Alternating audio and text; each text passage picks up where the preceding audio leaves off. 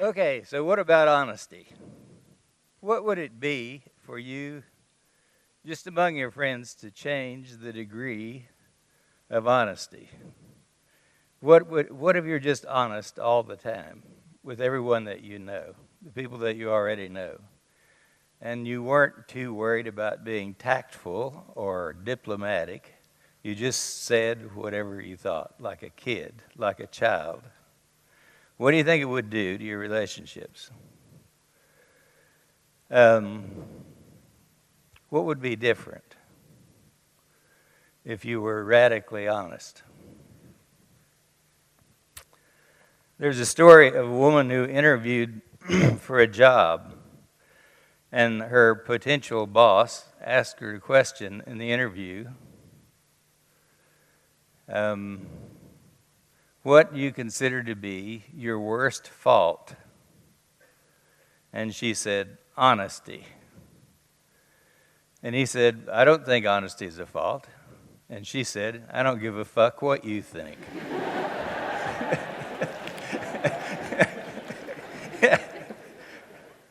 I really like that joke. And I think, would you hire her if you were the boss? I would.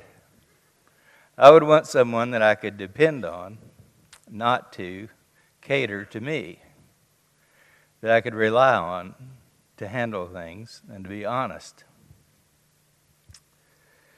So there is this problem about being honest about what's going through your mind. And the problem is that we have three minds. We have at least three minds. And we've been taught all of our lives that our mind is a very valuable thing and that thinking is the most important thing. And I don't think that's right. Our first mind is called the reactive mind. And that's basically, we're a recording device. We've been recording multi-sensory recordings of what happens to us since we were in the womb. We weren't no vision in there, but we got these multi-sensory recordings of successive moments of now. And we have them filed in a somewhat orderly fashion. Some of them weren't recorded too well. Some of them were a little off, but they are built into us. We have these records of things we've experienced. And they're not just sight and sound, they're tasty, touchy, feely, smelly, proprioceptive recordings. So that's one mind. That's called the reactive mind. And that's because whenever something was recorded that had a little bit of trauma in it or some shock or something like that, that got recorded with it. And then every now and then those things just kind of pop up later on in your life. So that's the reactive mind. The next mind is called the personal construct mind. And that's based on replicated experiences. We have this experience of something over and over again. Say the baby has the experience of nursing and then not nursing, and then nursing and not nursing. And after a while, after many, many repetitions of this, a little construct begins in the mind of the baby. Nursing time and not nursing time. And then the baby cries when it wants nursing and gets nursed. And after a while, that gets in there and she starts operating on the construct. Nursing, wanting nursing, crying, and then getting nursed. And it works just fine, except when she wants nursing and she cries and she doesn't get it, she gets really, really pissed off. And we have all these little things in there of expectations associated with constructs that we built in our minds. That's what we call the personal construct mind. And then we have the categorical mind, or the planning mind, the linear mind, the one we usually think of as our mind. It's mostly verbal skills. It has to do with having definitions of things. It points to objects and ideas, the mind the way we think of it. The problem is that these three minds turn on and off more or less at random, and they're not very accurate. In fact, There is a section of one of my books titled, it's a takeoff on the advertisement from the American Negro College Fund. They say, a mind is a terrible thing to waste. And my book says, a mind is a terrible thing. Waste it. These minds are very unreliable instruments. And one of the things that makes them unreliable is that they tend to get mixed up. They confuse each other. Like our categorical mind likes to take responsibility for things that just popped into our head. We think it's basically just used to rationalize the impulse that came from the reactive mind. So then what are we to do? Well, a New Yorker was stopped by a tourist and said, how do I get to Carnegie Hall? And she said, practice, practice, practice. Practice is what we need. And what you need to do is practice knowing the difference between noticing and thinking. Knowing the difference between noticing and thinking, and in a new context. That is, you've been taught that thinking was the most important thing your whole life. That's wrong. Noticing is much more important than thinking. Thinking is an unreliable mess. We have three minds, and all of them are screwed up. And they're interfering with each other. And the reactive mind is always trying to come up with things and the construct mind came up with an idea that wasn't accurate in the first place, and now it's forgotten about halfway, and it interferes with the linear mind. And we all try to take credit for the ideas that come to us, but basically we didn't come up with them. They just jumped out of our mind. So basically, the mind is not a very reliable thing. In order to get some clarity, we need each other. Because my faulty mind needs to have a report delivered to your faulty mind. And we have to be able to talk about it, which means if we're not honest, we'll just be even more fucked up than we already are. So what we're after is some kind of clarity. What we're after is something called co-hearted co-intelligence, and I'll get to that at the end. So, what are we to practice? We practice distinguishing between noticing and thinking. Now, stick with me here. With the whole awareness continuum, everything we can possibly be aware of can be divided easily into three parts. You can be aware of what's going on outside of you right now. I can be aware of you, you can be aware of me right now. That's one aspect of the awareness continuum. The second aspect is you can be aware of what's going on within the confines of your own skin right now, in your body. Sensations, heat, cold, tingling, tension, warmth. Where they are in your body, you can be aware of that. And the third aspect is you can be aware of what's going through your mind right now. All of these awarenesses are right now. And that's all there is. I call it inside, outside, upside down. After my favorite children's book. So you can notice what's going on in your body, you can notice what's going on outside of you, and you can notice what's going through your mind right now. Only problem is if you actually say to your the voices in your mind, okay, go ahead, I'm listening, all of a sudden your mind doesn't know whether to shit or go blind. It just doesn't say anything because it's run by resistance. If you try to stop your mind, that's the best way to keep it going. So the noticing is noticing what's happening outside of you, what's happening in your body, and noticing what's going through your mind. And radical honesty is reporting what you notice, period. And you report what you notice without any particular common ways of lying. like politeness and being diplomatic.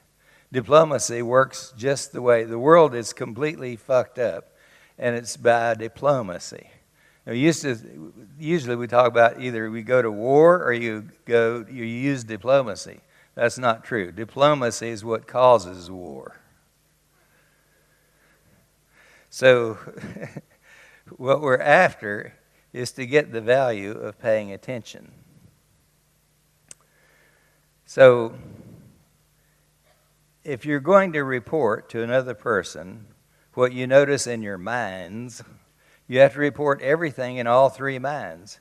And they'll be contradictory. And your reactive mind will come up with something. You'll say that out loud, and then your linear mind will come up with something else. You say that out loud. They contradict each other.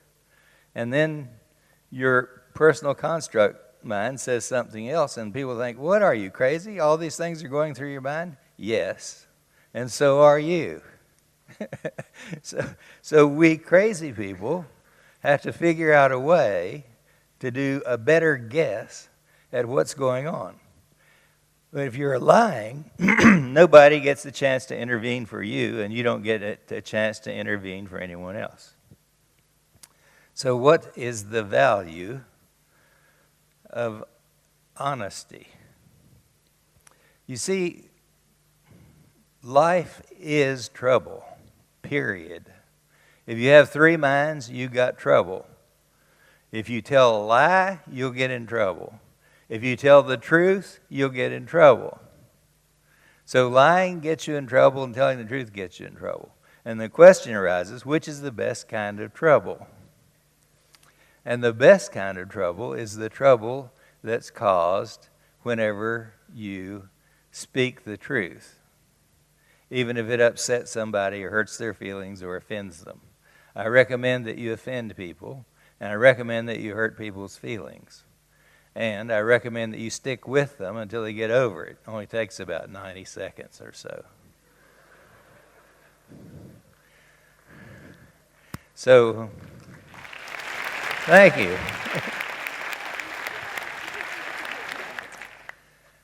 So the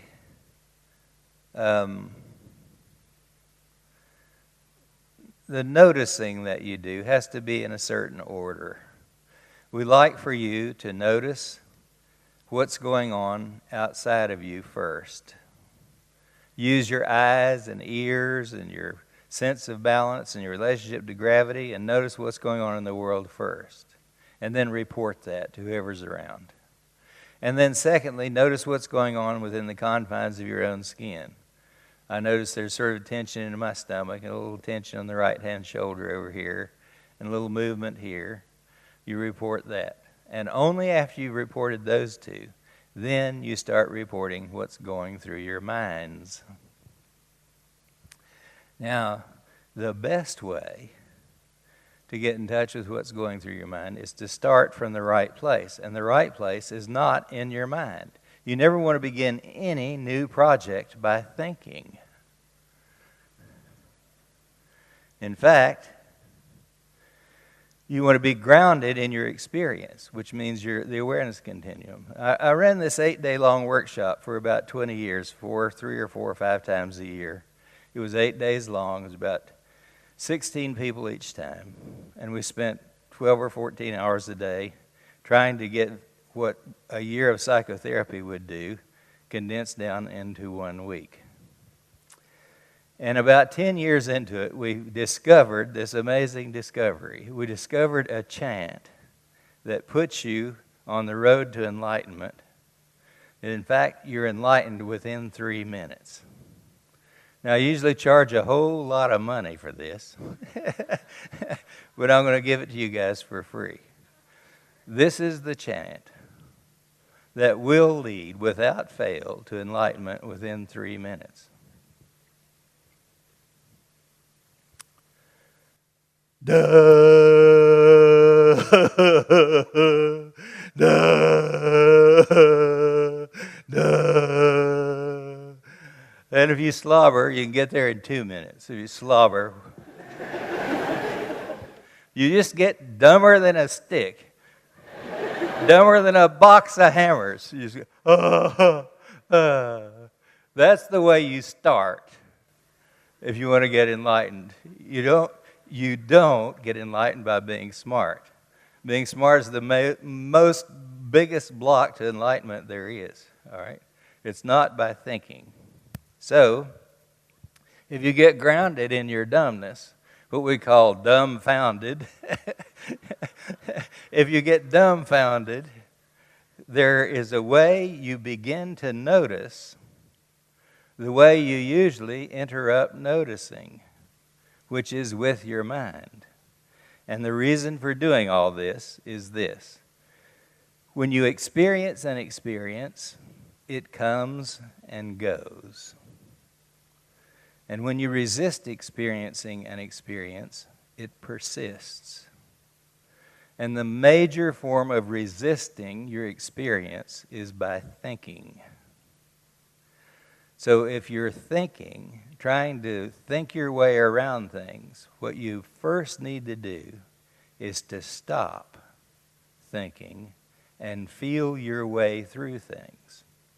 When you open up to your awareness in your body and your awareness of the other being across from you and your awareness of what's going through your mind, and you report them all, not as an advocate trying to persuade how you're right and they're wrong or something, but just a report so you can share and check each other out.